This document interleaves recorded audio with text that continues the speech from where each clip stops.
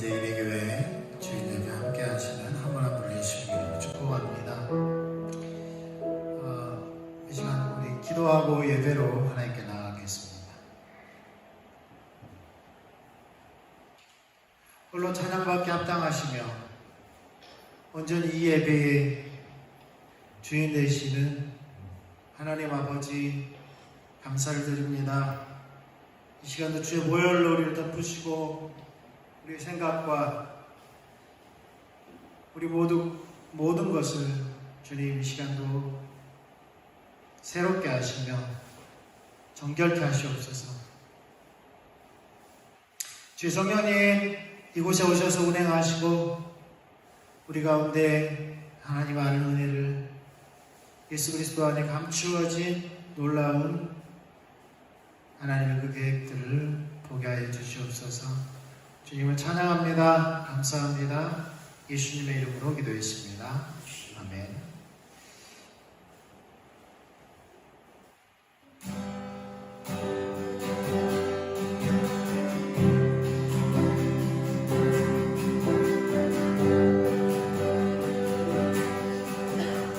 아버지 사랑 나 노래요. 아버지 은혜 나 노래요. 그 사랑 변함없으시 거짓없으시 성실하신 그 사랑 사랑 갈대 꺾지 않으시네. 꺼져가는 등불 끄지 않는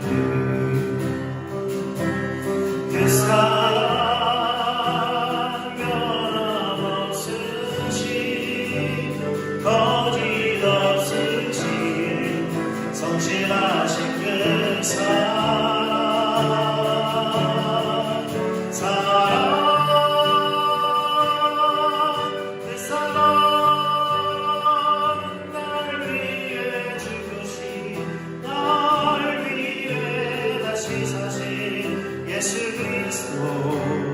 다시 오실 그 사랑 지금도 생명도 천사도 하늘의 어떤 권세도 끊을 수 없는 영원한 그 사랑 예수 아버지 사랑 나노래요. 아버지 은혜 나 노래요. 그 사랑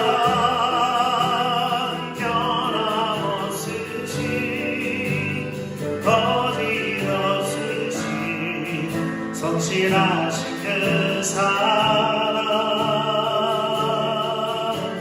상한 갈대 꺾지 않으시고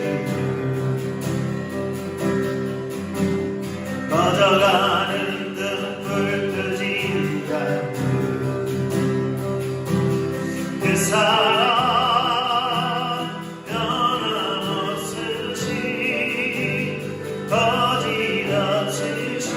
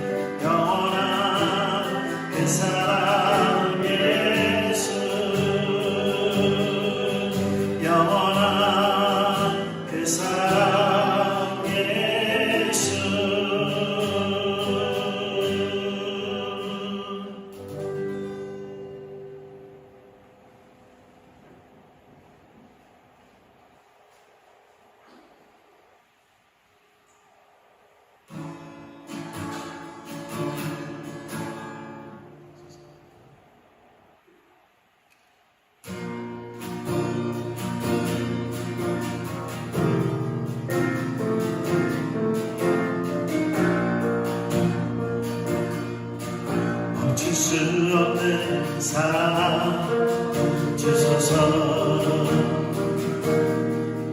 끊을 수 없는 사랑 주소서. 십자가에 달린 주님 계시니 그 누가 이 사랑들이 멈출 수 없는 사랑 주소서. 끊을 수 없는 사랑 주소서. 주께서 주신 비전 그 말씀이 있으니 주가 명하시니 걸어가리니. 주님의 나라 영원하며 주님의 영광 무한히. 나를 내는 나의 삶 감사해요. 마음 다해 주님을 찬양해. 멈출 수 없는 사랑 내게 주소서. 아버지의 눈물 그 사랑을 끊을 수 없는 사랑 내게 주소서. 십자가에 달린 그 사랑.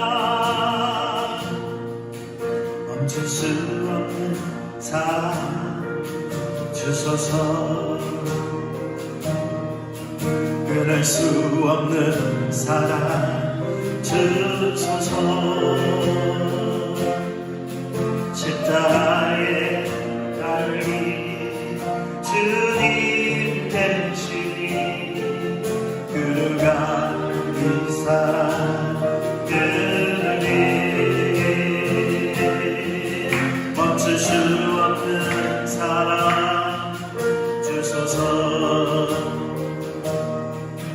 끊을 수 없는 사랑 주소서. 주께서 주신 비전 그 말씀이 있으니 주가 명하신 길 걸어가니. 주님의 나라 영원하며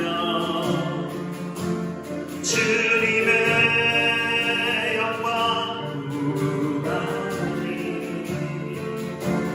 나를 내는 나의 삶 감사해요. 마음 다해 주님을 찬양해. 멈출 수 없는 사랑 내게 주소서. 아버지의 눈물 이 사랑을 끊을 수 없는 사랑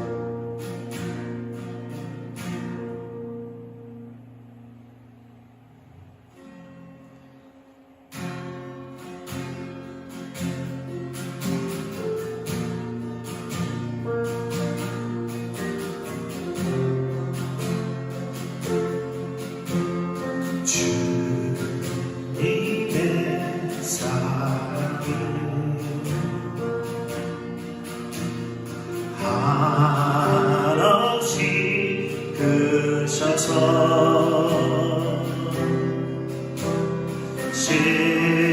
십자가 보혈을 이사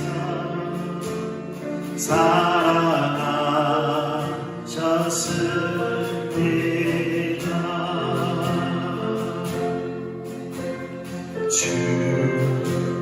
주님의 십자가 나 바라볼 때에 그 사랑 크고 놀라워 감사를 드립니다. 주님은 영원한 우리의 왕이요 우리의 주이시니라. 왕이신 하나님 주이신 하나님 주님을 사랑하니라. 주님께서 주님의 사랑을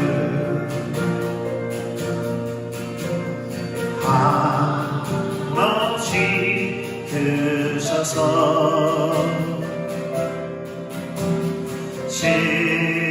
십자가 보혈을 이사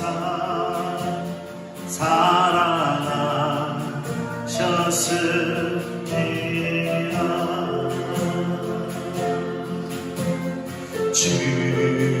주님의 십자가 나 바라볼 때에 그 사랑 기름 올라와 감사를 드립니다. 주님은 영원한 우리의 왕이요 우리의 주이시니라. 왕이신 하나님 주이신 하나님 주님을 사랑하니라.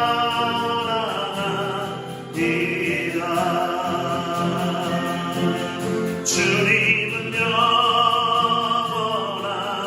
우리의 왕이요 우리의 주이시니라.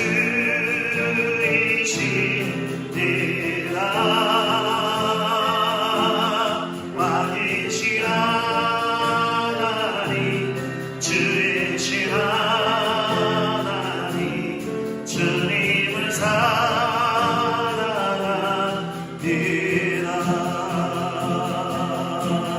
주님은 영원한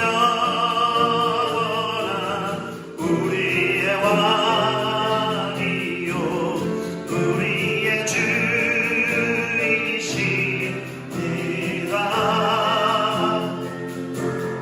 왕이신 하나님 주이신 하나님 주님을 사랑하니라.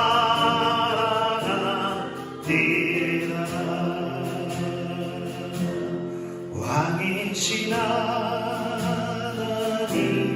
주이신 하나님 주님을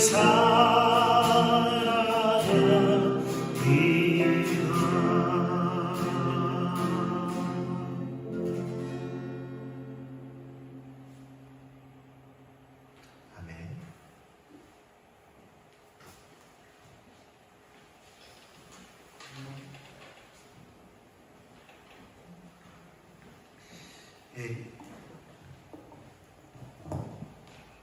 이 시간 서로 주님의 이름으로 환영하고 또 멍게로 또 손을 흔들어서 이렇게 사랑합니다. 축복합니다. 그렇게 인사를 나눴으면 좋겠습니다. 또 온라인으로 함께 하시는 한 분 한 분을 예수님으로 축복하고요.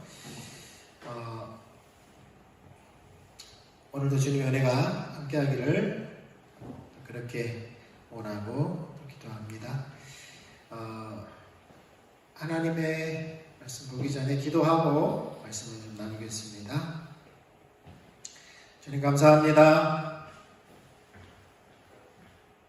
우리의 주인이시고 우리의 왕이신 주님 앞에 우리가 나아갑니다. 우리가 드릴 것 없어서 주님 은혜에 감사하여 드리오니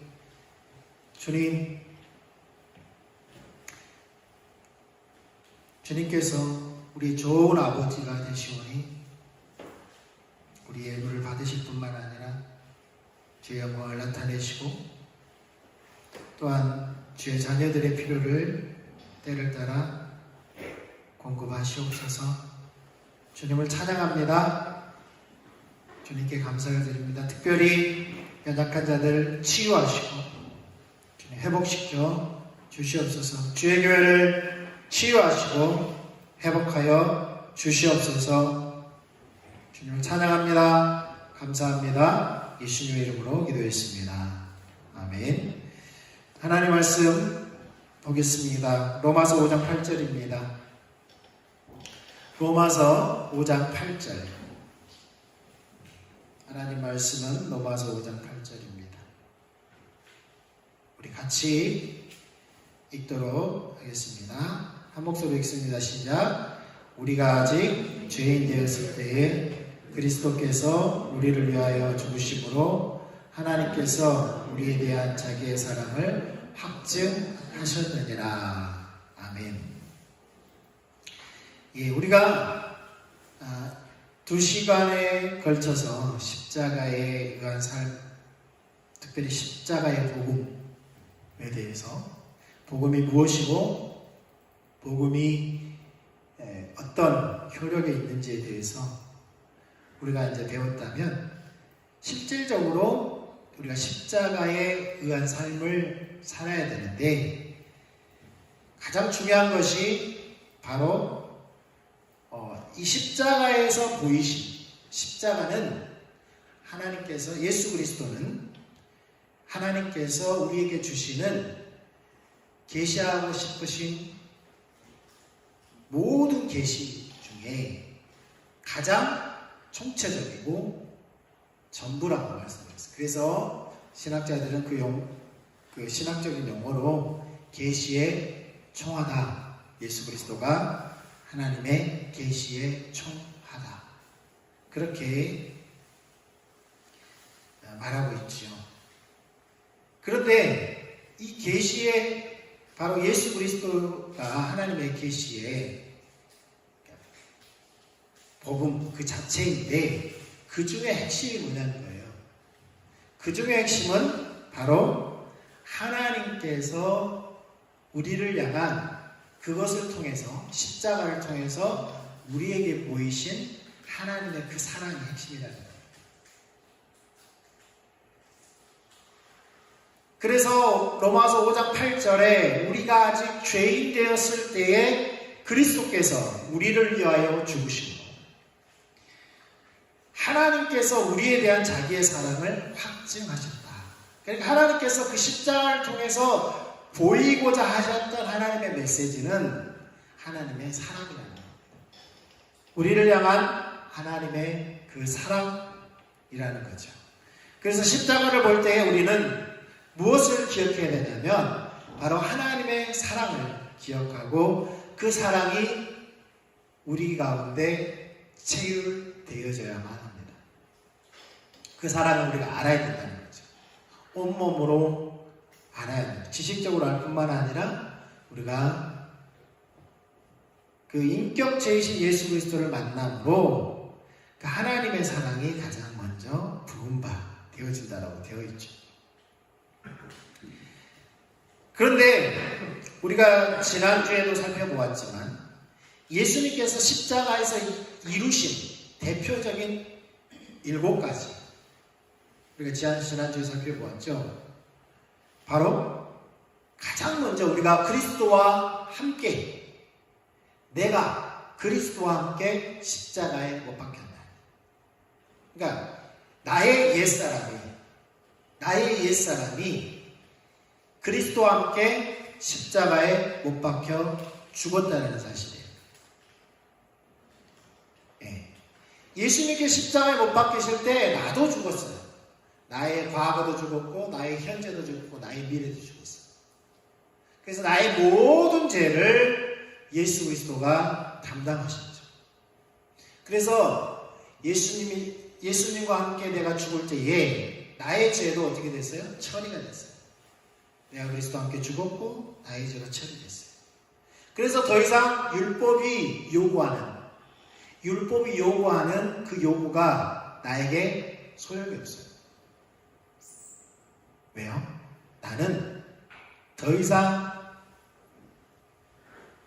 손으로 쓴 율법이, 그 법이 나를 주장하지 못하고, 로마서 8장 이전의 말씀처럼 생명의 법이 나를 해방했어요. 이제 더 이상 율법이 나를 주장하는 것이 아니라 뭐가 나를 주장해요? 성령의 법이 나를 주장하는 겁니다. 그러면 율법에 기록된 계명들을 지키지 않아도 되느냐? 그 말이 아니에요. 성령님은 우리로 하여금 계명이 의무가 아니라 계명이 의무가 되면 우리가 죄를 짓고 안 짓고 거기에 집착, 율법주의에 빠지게 돼요. 계명은 신랑과 신부 사이에 어떤 사랑하는 사이에 지키는 몇 가지, 서로 존중하기 때문에, 서로 사랑하기 때문에 서로를 배려하고 사랑하는 마음으로 행하는 어떤 것들이에요. 우리가 생각하는 것처럼 이건 하면 돼, 이건 하면 안 돼, 그런 법적인, 우리가 가지고 있는 그런 법적인 감정, 그런 감정이 아니라 사랑하는 사이에 가져야 될 규례 같은 거예요. 그러니까 당연히 우리가 성경에서 말씀하는 그 계명들을 지켜야 되는 거죠. 사랑하는 것. 의무감으로 하는 것이 아니라 사랑하는 것. 존중하기 때문에. 그분을 경외하는 거예요. 그렇게 살아가는 거죠. 그래서 우리가 그리스도와 함께 십자가에 죽었고, 십자가에 죽을 때 우리의 죄도 처리가 됐고, 그렇기 때문에 우리는 죽은 몸이기 때문에, 옛사람이 아니기 때문에 더 이상 율법의 요구를 우리에게 요구할 수 없다. 다만 우리는 성령의 법에 따라서 우리에게 주어진 계명, 그리스도께서 완성하신 이 계명 안에서 우리가 자유함을 얻을 뿐만 아니라, 자유함을 얻는다는 것은 방탕하는 것이 아니라 오히려 더 절제되고 더 사랑하는 마음으로 적극적으로 이 계명에 순종하는 것. 그래서 예수님은 나를 사랑하는 자가 나의 계명을 지킨다고 했어요. 나의 계명을 지키는 자라 나를 사랑한다고 했거든요. 뿐만 아니라 우리가 하나님과 사이에 화목하게 되었죠. 하나님과 화목하게 됐다는 것은 단순히 하나님과 우리 사이에 화목이 이루어진 것뿐만 아니라 당연히 이건 이루어져야 돼요. 당연히 원수되었던 사이가 이제 자녀된 사이로, 뿐만 아니라 우리가 화목해 되었을 뿐만 아니라 화목해 하는 직책을 주셨다는 거예요. 여기 안에는 우리가 하나님과 화목하게 되었으니 다른 사람과 화목하라는 겁니다. 화목하라는 거예요. 그것이 포함되어 있습니다. 그러니까 하나님을 사랑하는 자가 이웃을 내 몸과 같이 사랑하는 것처럼, 하나님과 화목한 자는 이웃과 화목하게 되어 있어요. 다른 사람과 화목하게 되어 있어요.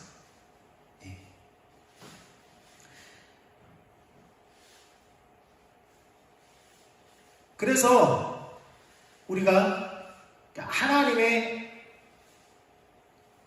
자녀가 되었고 하나님과 화목한 사이가 되었어요.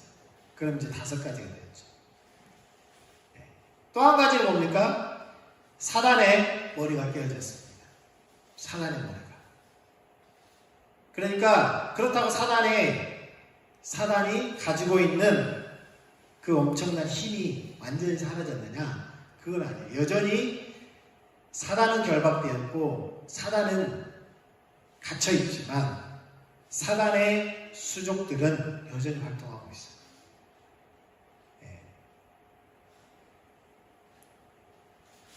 우리가 교회 안에서 뭐 사탄론, 악령에 관한 내용들은 많이 다루지 않아요. 그냥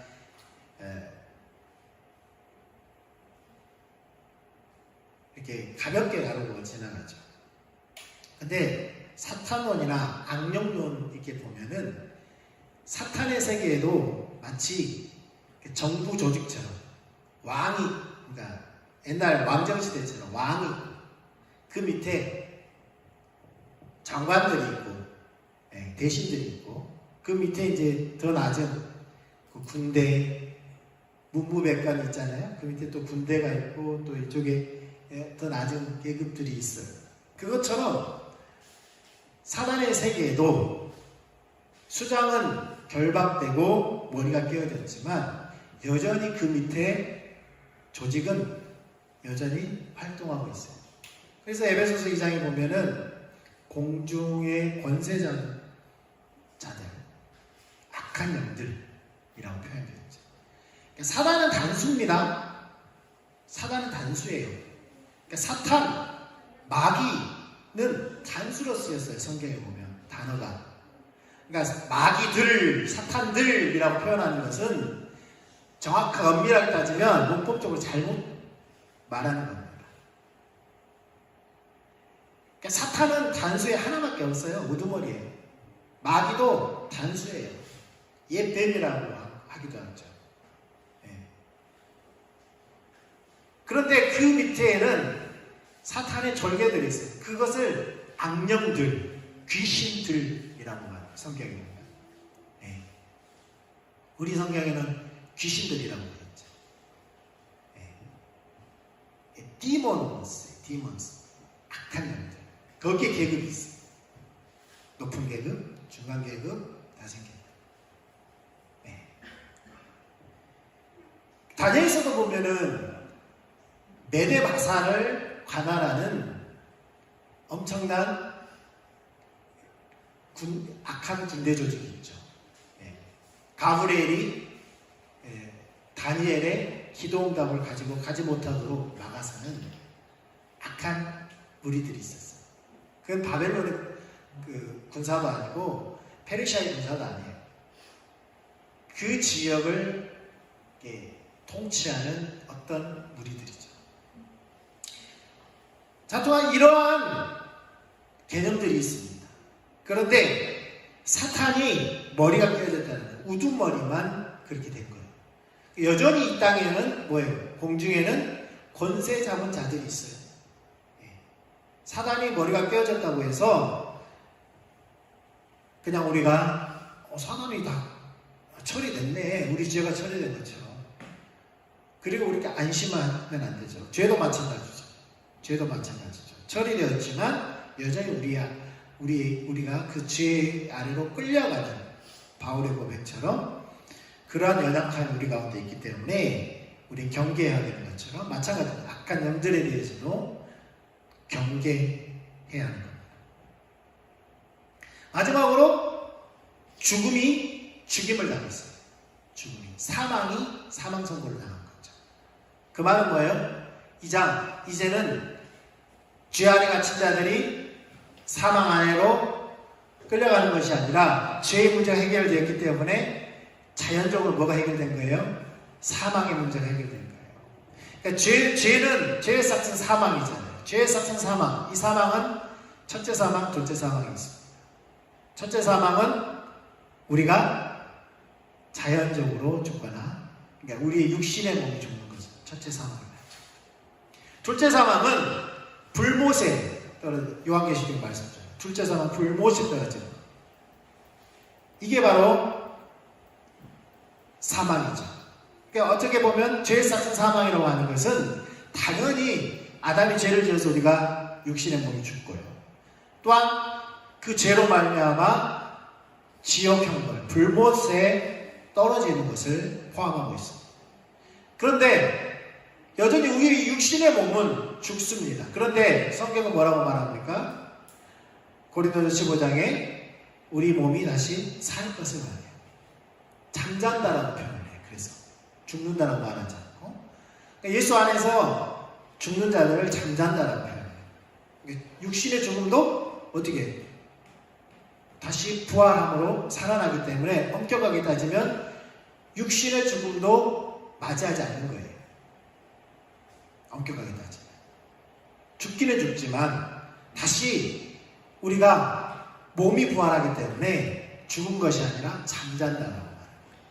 그 다음에 둘째 사망은 불못에 지옥에 떨어집니까? 안 떨어집니까? 안 떨어지죠.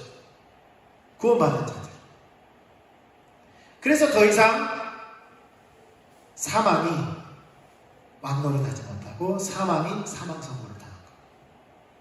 그리스도께서 부활하시고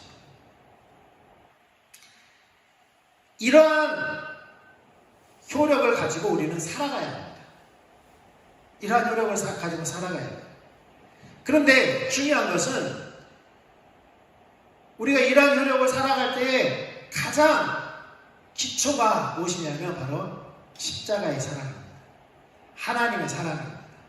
하나님의 사랑이 베이직으로 기초로 깔려 있을 때에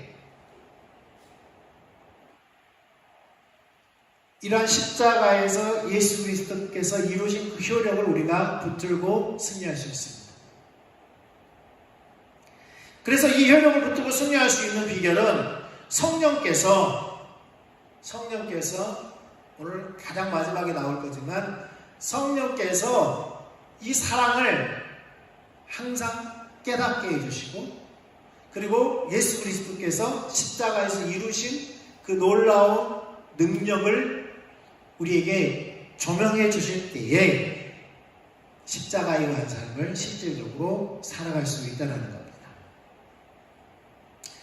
우리는 십자가의 사랑에 기초한 삶을 살아야 합니다. 왜 그렇습니까? 거기에 모든 것이 포함되어 있기 때문이에요.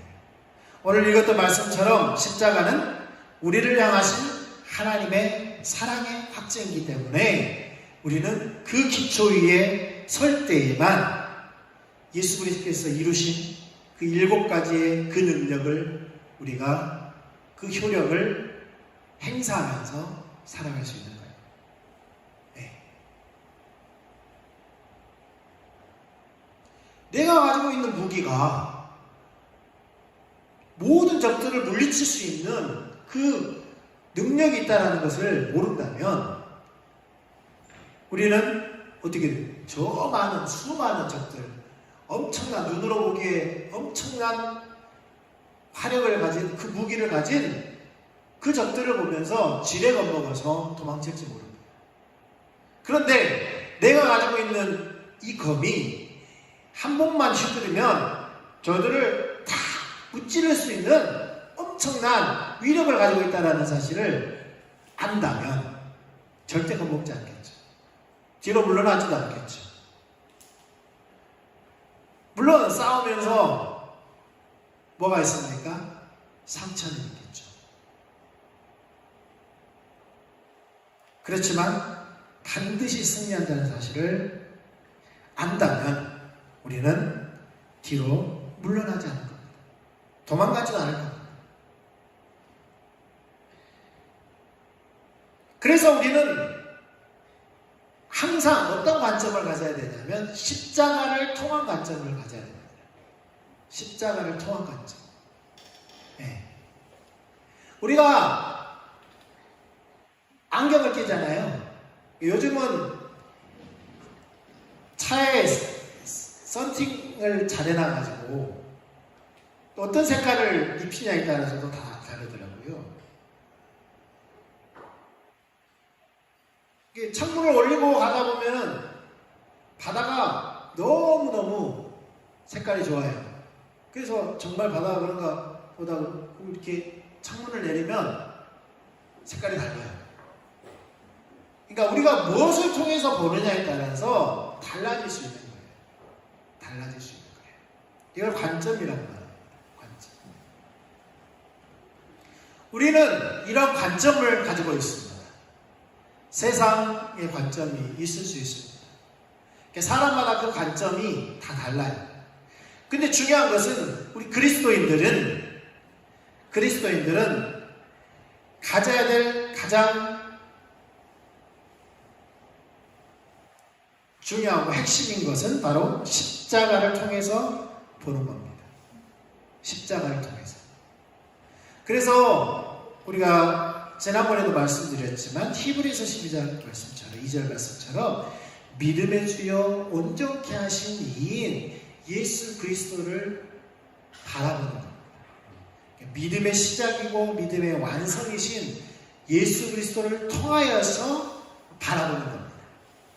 우리가 예수 그리스도를 바라봄으로써 예수님 날 위해 십자가에 죽으셨지 그리고 슬퍼하는 것이 아니라 그 십자가를 통해서 하나님의 사랑을 깨닫고 그 사랑을 통하여서 내가 당면한 문제를 바라보고 그 십자가를 통하여서 지금 일어나고 있는 그 문제를 바라보는 겁니다.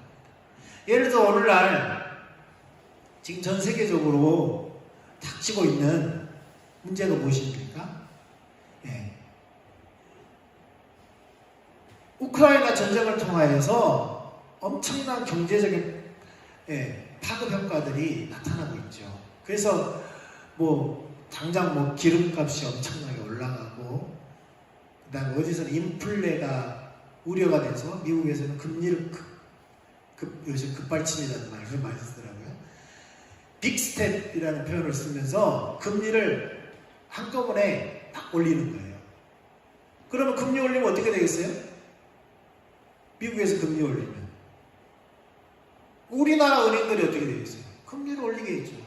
그러면 대출 받은 사람들은 어떻게 되겠어요? 금리가 올라갑니다. 그럼 경제적으로 데미지를 입는 거예요. 당연히 물가도 올라가고요. 그러니까 이런 것들을 우리는 어떻게 보냐는 거예요. 전쟁이라든가 오늘 우리가 닥치고 있는 이 문제들, 또 가까이에서 일어나고 있는 이 문제들, 우리는 무엇을 통해서 보냐는 거예요. 우리는 당장 우리의 상식을 통해서 봅니다. 그 다음에 막 뉴스에서 떠들고 어떤 전문가들 떠드는 그 관점으로 바라봅니다. 왜? 나보다 나으니까 그 사람들. 그거의 전문가니까. 우리는 그것들을 무시해서는 안 되지만 우리는 가장 핵심이 뭐냐면 십자가를 통해서 우리는 우리 가운데 일어나고 있는 모든 문제들을 바라봐야 합니다. 그래야 하나님께서 지금 무엇을 하고 계시는지, 우리에게 무엇을 말씀하고 계시는지를 알 수 있기 때문입니다. 우리가 출애굽기 14장을 통해서 좀 살펴보려고 합니다. 출애굽기 14장 10절 같이 읽겠습니다. 시작. 바로가 가까이 올 때에 이스라엘 자손이 눈을 들어본즉 애굽 사람들이 자기들 뒤에 이른지라 이스라엘 자손이 심히 들어와여 여호와께 부르짖고. 지금 어디입니까? 홍해 앞에 선 겁니다. 다른 일도 많이 있는데 하나님께서 왜 협곡을 통해서 홍해 앞에 이르게 하셨냐는 거예요. 협곡이라는 것은 양쪽에 산이 있다는 얘기죠. 도망갈 길도 없습니다. 앞에는 바다가 있고 뒤에는 애굽의 군대가 쫓아옵니다. 이때 이스라엘 반응, 백성들의 반응은 어떻습니까? 여호와께 심히 두려워하여 여호와께 부르짖고. 그 다음 말 11절입니다. 시작. 그들이 또 모세에게 이르되 애굽에 내장지가 없어서 당신이 우리를 이끌어내어 이 광야에서 죽게 하느냐. 어찌하여 당신이 우리를 애굽에서 이끌어내어 우리에게 이같이 하느냐. 우리가 애굽에서 당신에게 이른 말이 이것이 아니냐. 이르기를 우리를 내버려 두라.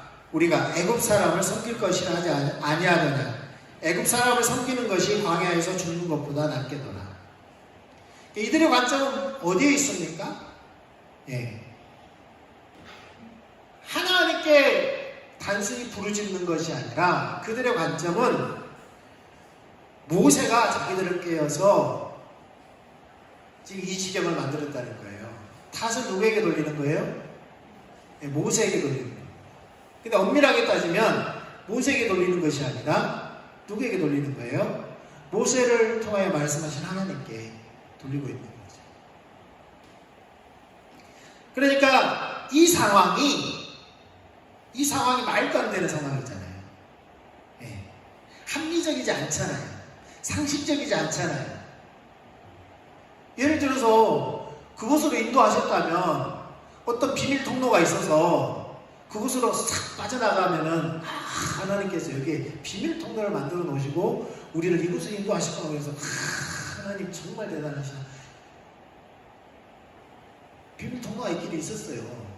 그들이 몰랐었던 거죠. 네, 안 보였을 겁니다. 누구를 안 봤습니까?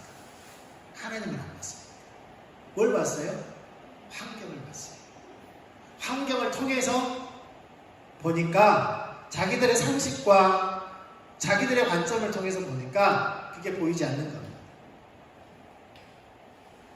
그런데 모세는 어땠습니까? 13절 모세가 백성에게 이르되 너희는 두려워하지 말고 가만히 있어서 여호와께서 오늘 너희를 위하여 행하시는 구원을 보라. 너희가 오늘 본 애굽 사람을 영원히 다시 보지 아니하리라. 아니, 뒤에 눈이 시뻘게 가지고 자기들을 쫓아오는데 저들을 보지 못할 것이다. 그리고 하나님께서 너희를 위하여 행하시는 구원을 오늘 보라. 아무도 일어나지 않았어요. 그들을 향해서 야 갑자기 지팡이를 싹 들고 물을 싹 가르는 그 다음에 봐라. 이게 하나님이야 라고 말하지 않고 먼저 선포부터 했어요. 선포부터 했어요. 모세에게 대안이 있었습니까? 모세에 대안이 없었어요. 모세가 바다가 갈라질 거라고 모세도 몰랐어요. 모세도 몰랐어요. 그런데 모세가 알았던 건 뭐예요? 하나님이 하나님의 백성들을 구원한다는 걸 알았어요. 왜? 하나님께서 구원하길 보냈기 때문에. 네. 애굽에서 10가지 재앙이 일어났을 때 하나님의 백성들만 보고 있어요. 하나님께서. 그래서 하나님께서 이들을 구원하기로 작정하셨다는 것을 알았어요. 근데 어떻게 구원할지 몰랐어요. 그러니까 하나님께서 너희를 구원할 거야. 그래, 하나님이 어떤 분인지 알 거야. 라고 선포합니다. 그건 자기가 아니까. 그건 알아요. 그러니까 확신을 가지고 선포합니다. 그리고 내가 분명히 아는 것은 저렇게 하나님을 대적하는 저들을 하나님께서 쓸어버릴 거야. 그건 알았어요. 네. 10가지 재앙을 통해서 그것이 경험되어졌기 때문에. 경험되어졌기 때문에. 그래서 하나님을 아는 만큼 하나님을 선포할 수 있는 거죠. 그러니까 그리스도를 아는 만큼 그리스도를 전할 수 있는 거죠. 네. 그렇게 알았지만 어떻게 할지는 몰랐어요. 그래서 하나님께서 모세에게 방법을 알려주시죠. 네. 네가 가져온 지팡이를 바다를 들어라.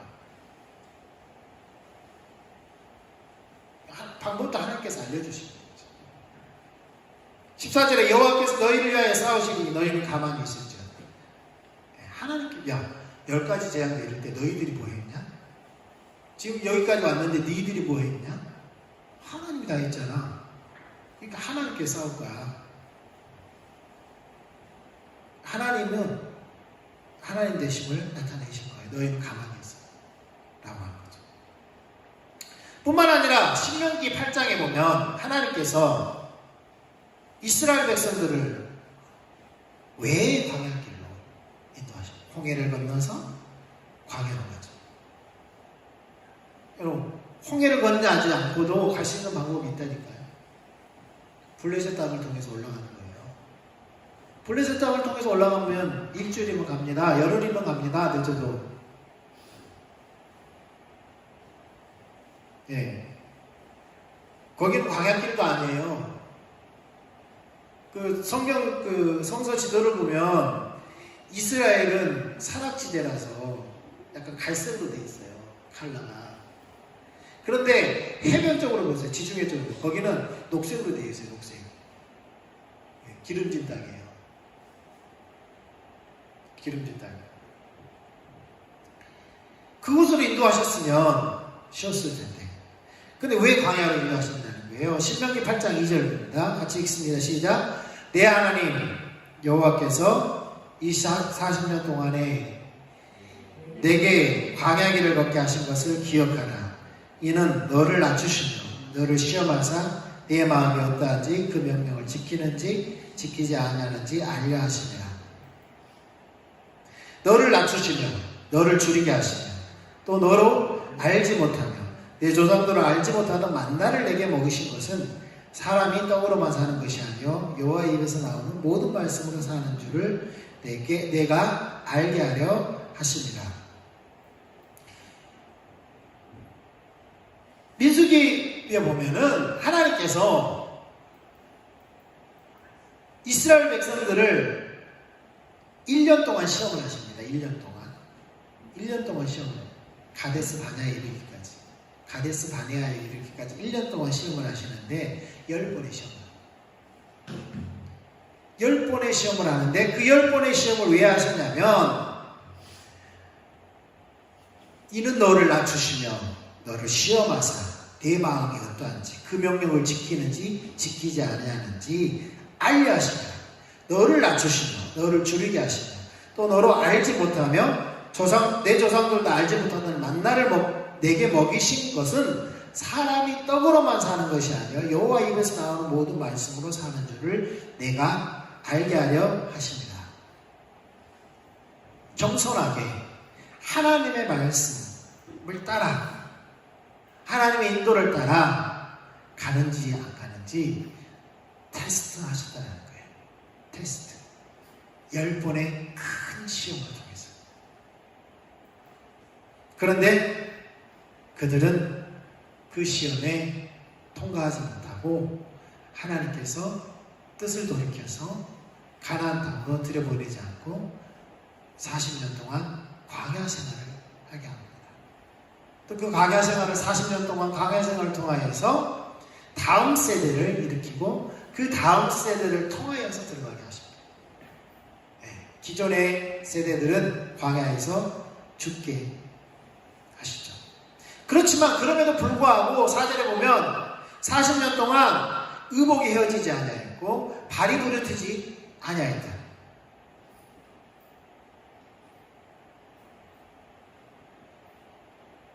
여호와의 명령을 지켜 그의 길을 따라가며 그를 경외할지니라 라고 지금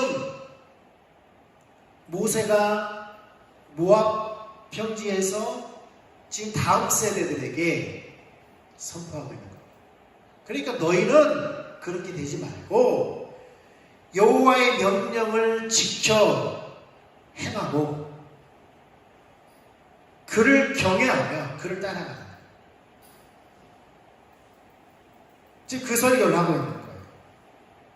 네가 하나님께서 너를 아름다운 땅에 이르게 하시리니 그곳은 골짜기든지 산지든지 시내와 부천과 샘이 흐르고 여러분 골짜기에 물이 흐를 수 있어요. 근데 산지에 물이 흐를 수 있습니까?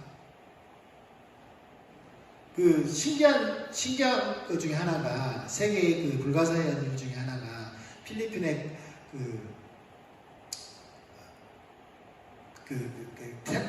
계단신문이 있어요. 계단신문이 있는데 그 계단신문이 가능하려면 어떻게 해야 됩니까?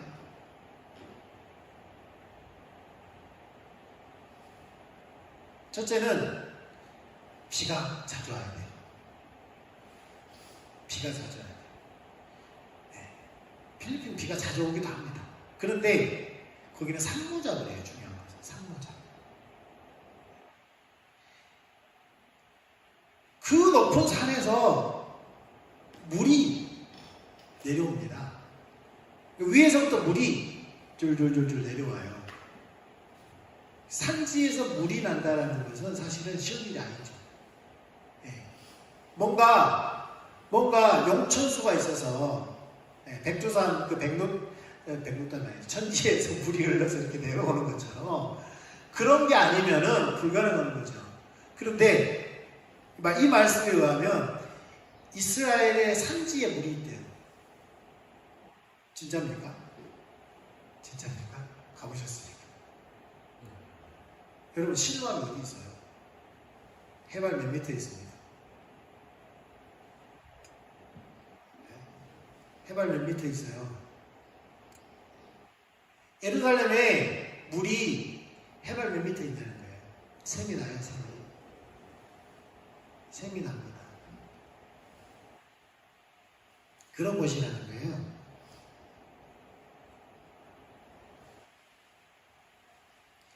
8절에 보면 밀과 보리의 소산지요 포도와 무화과와 석류와 감람나무와 꿀의 소산지라. 내가 먹을 것이 모자람이 없고 내게 아무 부족함이 없는 땅이며 그 땅의 돌은 철이요 산에서는 동을 캘 것이다.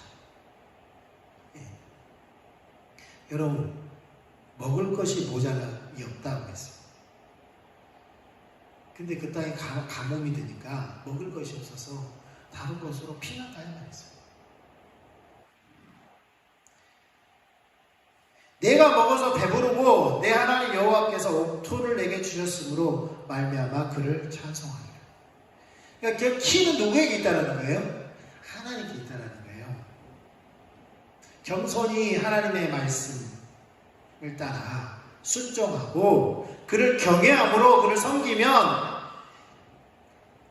물이 마르지 않고 먹을 것이 끊어지지 않는 그 땅, 젖과 끓이 흐르는 그 땅으로 하나님께서 계속 그렇게 만들 것입니다. 그렇게 만들게 되면 그것을 보면서 어떻게 된다는 거예요? 10절에 마지막에 뭐예요? 여호와께서 내 하나님 여호와께서 옥토를 내게 주셨으므로 말미암아 그를 찬송하리로다. 여러분 하나님 우리가 십자가의 사랑에 기초한 삶을 살게 되면 특별히 우리가 그 십자가를 통해서 환경을 바라보게 되면 하나님께서 우리를 구원하시고 우리가 하나님의 백성이고 하나님은 하나님의 자녀들에게 필요한 것이 무엇인 줄 아시고 구하는 자에게 성령을 주시는 좋으신 아버지인 것을 알 때에 그것을 우리가 경험하게 되어지고 그것으로 말미암아 누구를 찬송해요? 하나님을 예배하는 예배자들이 될 거라는 겁니다. 그렇게 되면 그러니까 사랑에 기초한 삶은 십자가의 사랑에 기초한 삶은 그 사랑을 깨달을 뿐만 아니라 그 사랑을 알 뿐만 아니라 실질적으로 그 사랑을 통해서 환경을 보고 우리 가운데 일어나는 모든 일들을 바라보고 하나님을 신뢰할 뿐만 아니라 실제로 하나님을 경험하게 되고 그 하나님을 예배하게 돼요. 예배라는 건 뭡니까? 찬양이라는 건 뭐예요? 하나님 행하신 그 놀라운 일들 찬사를 보내고 그분을 인하여 그분을 기뻐하는 거죠. 거기에는 하나님 행하신 것을 찬사드리는 것이 포함되어 있어요. 이건 단순히 그냥 하나님 높이는 것이 아니라 내가 경험되어진 하나님을 찬양하는 겁니다. 그렇게 될 때에 우리는 그리스도의 십자가만이 유일한 자랑의 삶을 살게 됩니다. 그 가치를 알 뿐만 아니라 그것을 경험하게 된 사람들은 하나님을 높이고 하나님을 찬양하고 하나님께 감사할 뿐만 아니라 다른 사람들에게 그리스도의 십자가만이 유일한 자랑거리라는 거예요. 그 사랑을 우리가 자랑하는 바로 전도자가 된다는 거예요. 우리는 십자가에 못 박히신 인격자이신 예수 그리스도를 사랑합니다.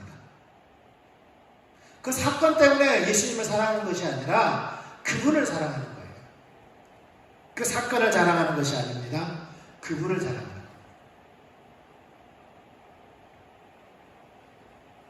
갈라디아서 6장 14절에 그러나 내게는 우리 주 예수 그리스도의 십자가 외에는 결코 자랑할 것이 없으니 그리스도로 말미암아 세상이 나를 대하여 십자가에 못 박히고 내가 또한 세상을 대하여 그러하니라.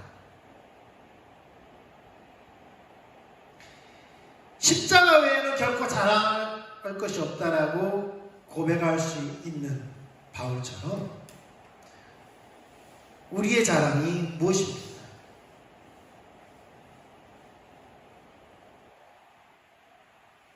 그 사랑 안에 온전함이 있습니다. 그 십자가의 사랑 안에 온전함이 있습니다.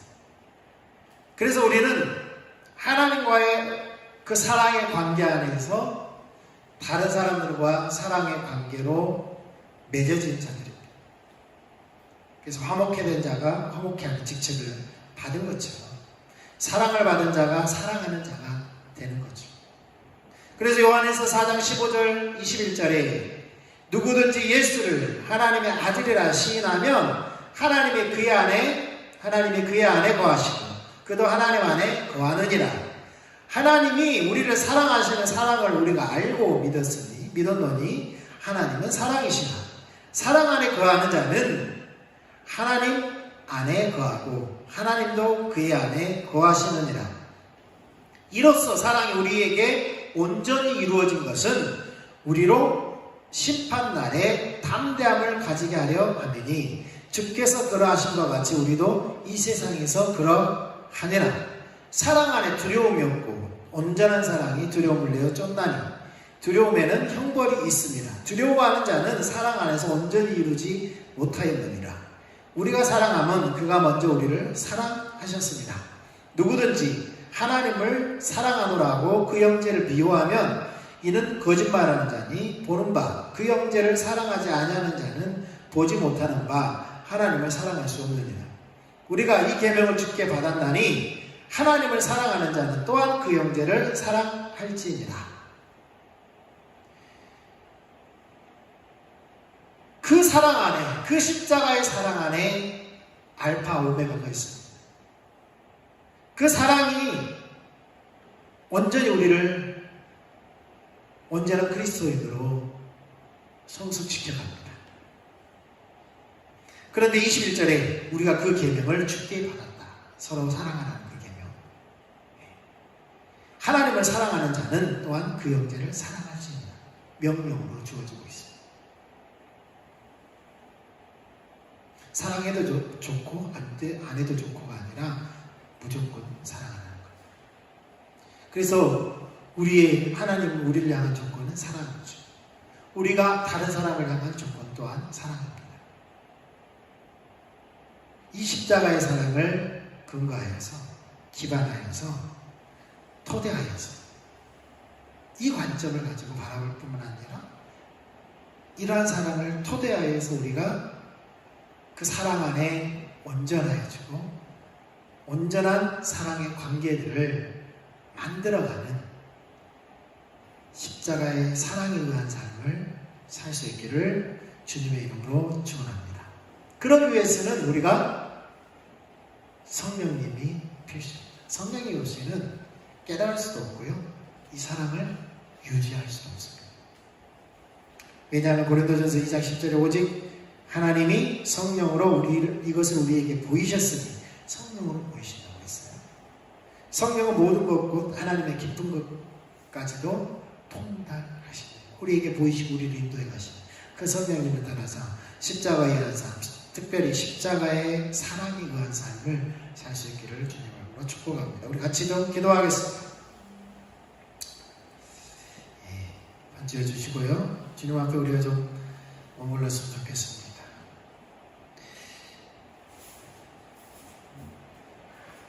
우리는 무엇을 통해서 우리에게 일어난 일들을 보고 있습니까?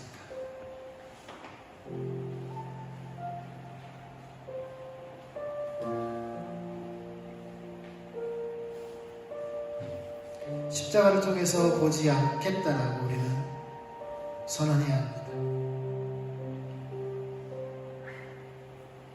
십자가를 통해서 우리가 볼 때에만 우리를 향한 하나님의 그 사랑이 온전히 이루어질 뿐만 아니라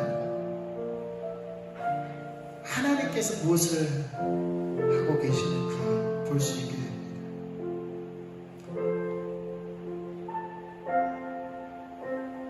주님, 우리 가운데 오시옵소서.